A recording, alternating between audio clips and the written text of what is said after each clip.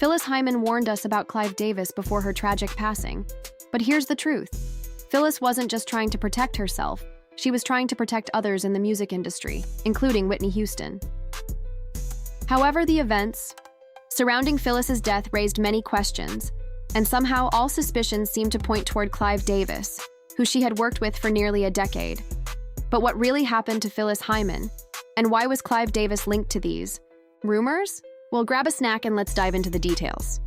So when you get ready to record, how do you go about looking for songs that you're going to do? Well, most songwriters know the kind of music that I do, and we get a nice collection of things, and I just choose things by the way I feel. I like songs that have stories to them, that have a beginning, a middle, and an end. I'm hard pressed to sing about "Baby, I Love You." Mm-hmm. Don't you love me too? Mm-hmm. You know I love you, baby. Come on, baby. I can't really sing that. Nor do I have an easy time singing about love. I'm in love. I'll always love you. Oh, we're going to be happy forever.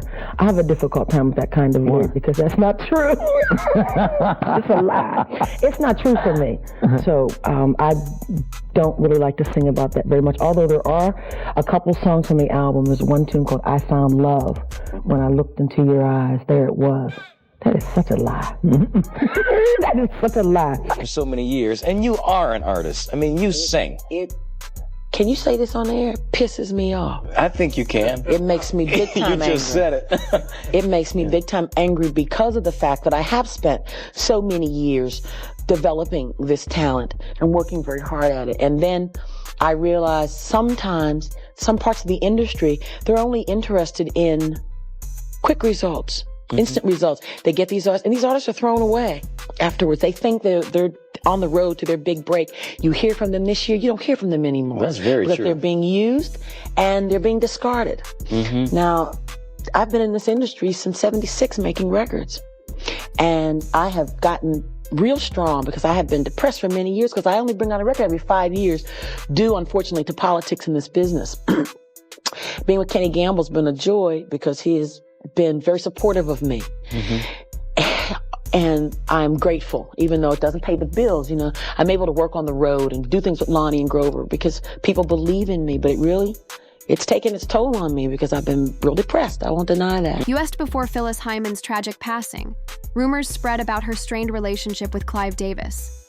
Clive felt Phyllis was too difficult to work with, and Phyllis believed Clive was overly controlling of her as an artist. These tensions led to frequent clashes between the two, eventually escalating into emotional abuse.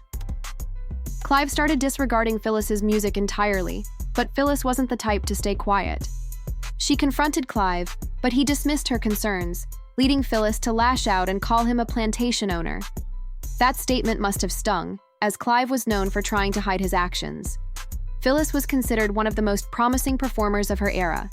Unlike other Black artists who started their careers in church, Phyllis entered the music world through school, starting in high school and continuing in college. She eventually made her way into the industry and signed with Clive Davis, marking the start of her troubles. Fans regarded Phyllis as one of America's brightest stars, an accomplished singer, songwriter, and actress. Yet no one could have predicted her sudden demise, found unresponsive in her bed from an alleged overdose on sleeping pills.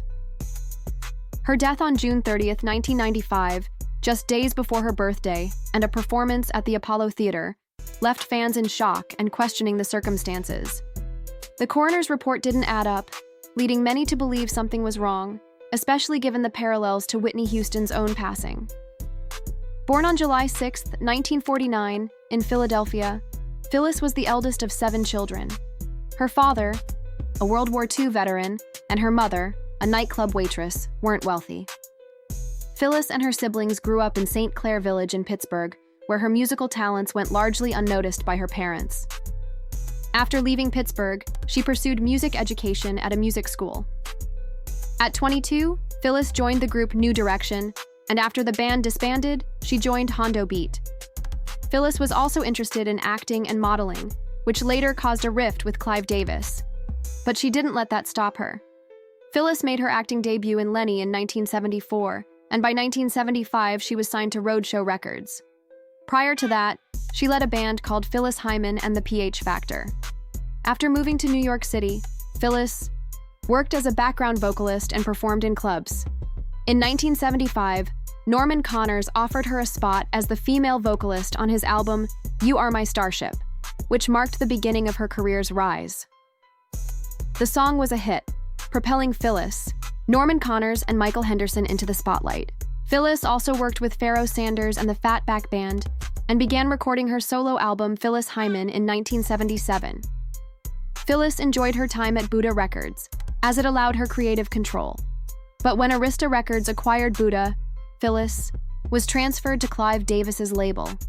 Her first album with Arista, Somewhere in My Lifetime, was released in 1978, followed by You Know How to Love Me, which made the R&B Top 20. During this time, she also provided background vocals for the Beck family's Dancing on the Ceiling.